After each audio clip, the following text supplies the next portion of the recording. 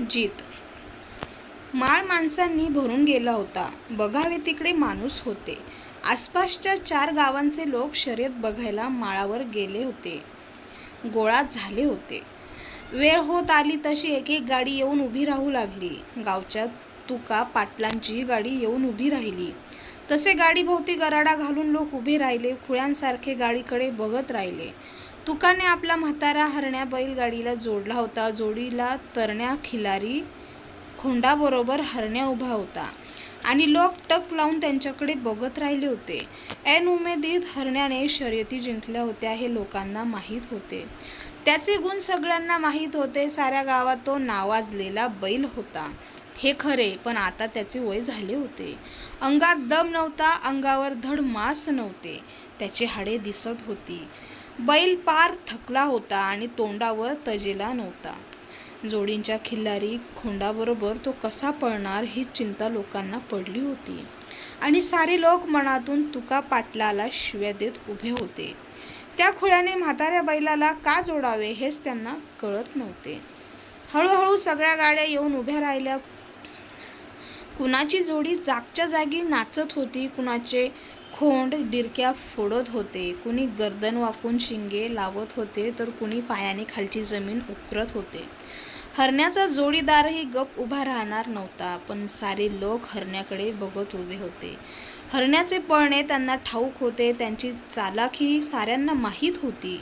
उभ्या गाडीला तो कधी थैथै नाचायचा नाही, डिरकी टाकायचा नाही, शिंगे हलवायचा नाही. पण एकदा गाड्या सुटल्या आणि चाके खडाडली म्हणजे त्याचा पाय जमिनीवर ठरत नसे.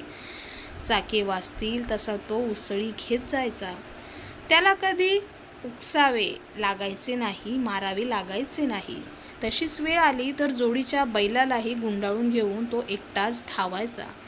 हरण्या असा धावायचा हे खरे, पण आता त्याचे वय झाले होते. बाजाराला जत्रेला जाताना एखादी चुकून दाखवणे निराळे आणि शर्यतीचे काम निराळे. हे काम आता कसे काय झेपणार ही चिंता लोकांना लागली होती.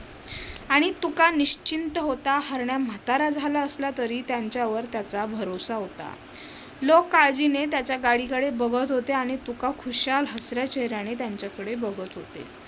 इशारा झाला. गाड्या उधळल्या. चाके खडाडली. हरण्यांचा कानात वारे शिरले आणि कळा खाणारा म्हातारा बैल उमद्या घोड्यागत लांब लचक उडी घेऊ लागला.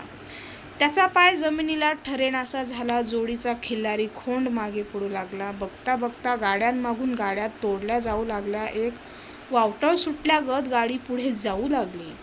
बाकीचे गाडीवान पालथे पडून बैलांना हाणू लागले आणि सारे लोक खुळे होऊन बघत राहिले. गाड्या लांब जाऊन दिसेनाशा झाल्या तसे हरण्यांविषयीचे बोलणे सुरू झाले.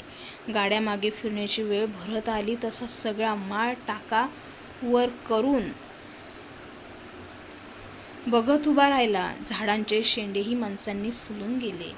लांबून आवाज कानावर येऊ लागला आणि डगरीवर झाडांवर चढून लोक बघू लागले. तोच एका झाडावरून कोणीतरी ओरडले, म्हाताऱ्या बैलाचीच गाडी आली. माणसे माळावर पळून खेळू लागली. लोकांना दम निघेनासा झाला. हरण्याला बघायला सारे पुढे पळू लागले. तोवर तुका पाटलाची गाडी जवळ आली. 2-3 गाड्या सारख्या घासून येत होत्या. त्या सारखी झणापण सुरू झाली. बैल फेसळून गेले होते. चाके खडाखड होती आणि हरण्यासारखा घोड्यागत धावत होता. कुणाचीच गाडी मागून जवळ येऊ देत नव्हता. सीमा जवळ आली तसा त्याच्या तोंडातून फेस खाली गळत होता. पुढच्या दोन्ही पायांवर त्याची धार सारखी लोंबत होती. तरीही त्याला आपल्या जीवाची पर्वा नव्हती. मागच्या गाडीने चाक वाजेल तसा तो पुढे उडी घेत होता. त्या तावातच गाडी सीमारेषा ओलांडून 2 कासरे पुढे गेली आणि पाठोपाठ धावत गेलेल्या माणसांनी गाडीभोवती गराडा घातला. पालथे पडून लोक हरण्याला बघत राहिले. शंकर पाटील यांची कथा. हरण्या बैलाची. हरण्या हा आता म्हातारा झालाय, पण तो बैलगाडी शर्यतीत राजाच राहणार हे हरण्या बैलाने सगळ्या लोकांना दाखवून दिले. जीत. ही कथा कशी वाटली ते कमेंटद्वारे नक्की कळवा.